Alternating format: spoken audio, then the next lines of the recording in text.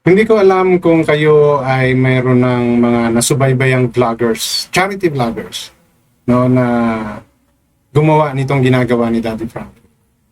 Kasi actually sa Pangasinan lang. Kumbaga, malaki ang Pangasinan. Or dito, no, yung malalapit na bayan sa Pangasinan. Pwede nang mag-ano si Daddy Frankie doon, mag-charity. Maraming dapat tulungan doon. Pero bakit niya napili na pumunta ng ibang lugar, Surigao? Maybe there's another reason behind that. Kumbaga, baka meron pang bukod sa pagcha-charity, may iba pa talaga siyang purpose. But let's focus on side of pagcha-charity niya. No? Kung may personal man siyang reason sa pagpunta niya sa Surigao, bukod sa pagtulong sa ating mga kababayan, then set aside natin. Doon tayo sa tulong na gagawin niya. Bakit sa Surigao? No? Anong meron sa Surigao at napili niya? Okay? So, kung papansinin ninyo, yung isa sa mga video niya, no, na may title na mula Pangasinan hanggang Surigao City, kaya natin yan basta sa ating mga kababayan. Yan yung random, no, na taong nilapitan niya, kinausap niya, no, mga tinulungan niya, diba, binigyan niya ng pangpangipin. Okay? So, ako, this is my first time, no, na maka-encounter ng ganitong vlog. Kay Tekram, wala akong makita. Mayroon siyang mga pinupuntahang lugar, no, like Cebu. Cebu because of what happened sa mga kababayan natin doon. So here, kay Daddy Frankie, ano naman kaya yun sa kanya?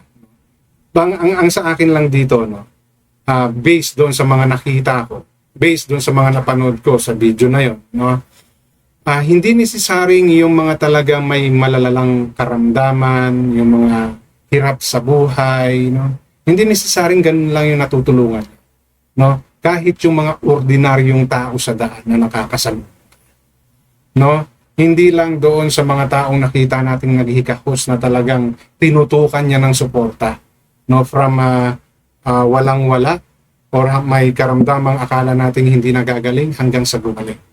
No, halos lahat ganun yung nakikita natin sa kanya na mga content niya. May mga ilan-ilan din, no, pero dito sa journey niya from Pangasinan going to Surigao, no, may mga land travel sila na kumbaga randomly helping yung ating mga kababayan in the simplest way, no. Ito po natin nakikita kung paano yung paghihikahos ng mga kapwa nating Pilipino sa buhay, no. Nandiyan yung mga nagtatrabaho sa mga fast food chain, no? Na yung mga normal na buhay, no, na kailangan maghintay ng sahod para lang, di ba? These are common problem, no, na nakikita natin sa iba nating kababayan. Di ba? Yung mga vendors, yung mga nagtitinda ng mga kanin, pandesal, sa umaga, sa hapon, di ba? Bukod pa yung mga karinderyang kinainan nila. It shows, no, na in the simplest way, no, kayang nating tumulong, no, lalo na kung mayroong mga nakaalalay sa ating mga kababayan din natin, no, na willing na sumuporta sa ikain, no, ng katulad ni Daddy Frankie na tumulong sa mga kapuspalad nating mga kababayan, no. So kung panunuorin niyo po yung video na yon, yung sinabi kong title na yon, no, na kung saan maraming mga kababayan natin yung talagang binigyan ni Daddy Frankie ng tulong, no, mauunawaan nyo yung reason, no, ng ginagawa ni Daddy Frankie. Okay? Na bago siya makarating doon sa lugar na pagpupukusan niya ng tulong, nakita na po natin, no, na sa kalsada pa lang kung anong buhay meron yung ating mga kababayan. At marami pa po yan, no. So, kumbaga, in the simplest way na alam ni Daddy Frankie na tulungan itong mga taong to, ay ginagawa niya, no. Pinapakita niya sa atin kung anong paghihirap yung dinadanas ng mga kababayan natin na kahit sa simpleng pamamaraan. No, hindi lang yung mga may kapansanan, hindi lamang yung mga talagang hikaho sa buhay, kahit yung mga simpleng tao. No, nakakatuwa at nagawa or naisip ni Daddy Frank itong ganito, no?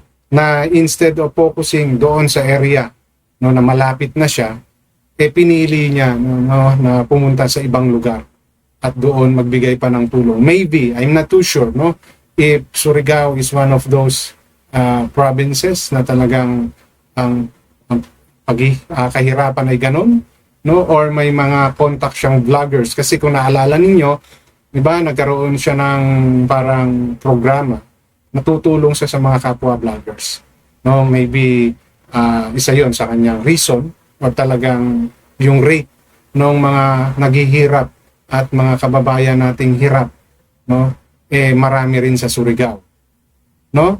But before before they reach the place, no, along the way, no, Tarlac, no, yung mga bayan na pinagdaanan niya, Sorsogon, I think, nakita na po natin, no, yung sitwasyon ng iba nating kababayan.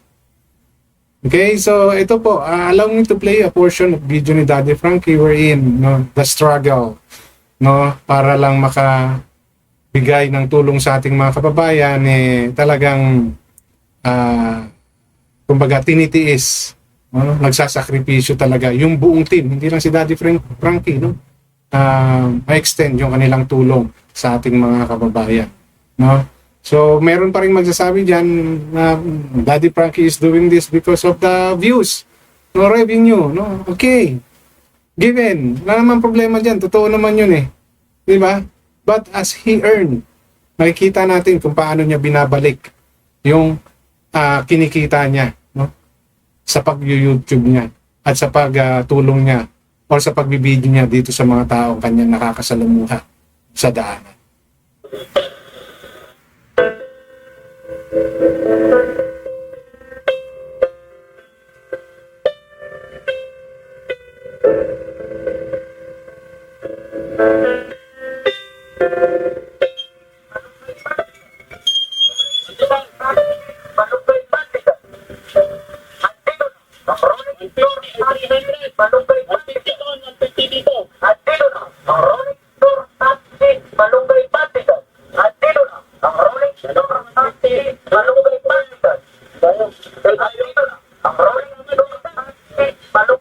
So yan pong inyong nakikita ay ilan lang, no, doon sa land travel nila Daddy Frankie, no, na isa rin sa mga tinulungan niya at nabiyayaan ng konting tulong. Naabutan niya to ng mga 2,000 bilang tulong sa pang-araw-araw na buhay ni Kuya, no.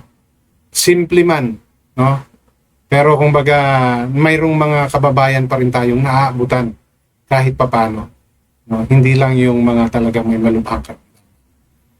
Ngayon nakakatuwa lang, no, na makakita ng mga ganitong klaseng charity vloggers na despite of all the issues of others na against sa kanila, patuloy po silang gumagampan sa gusto nilang gawin para sa ating mga kababayan. No, so doon po sa mga sumusuporta kay Daddy Frankie, please continue supporting him, Tekram and Pony Alde, dahil sila po yung mga vloggers, charity vloggers, na pinaniniwalaan kung may puso sa pagtulong sa ating mga kababayan. Okay, so yun lang po yung gusto kong i-share dahil ano ko lang, no, na kumbaga the way nung pinapanood ko to, nakita ko, parang nag-isip ako, bakit ganun yung naisip ni Daddy Frank? Bakit siya po? Although maybe there are other reasons, pero hindi mawawala yung pagtulong niya. And ito nga po nakikita na. Okay, yun lang po at maraming salamat.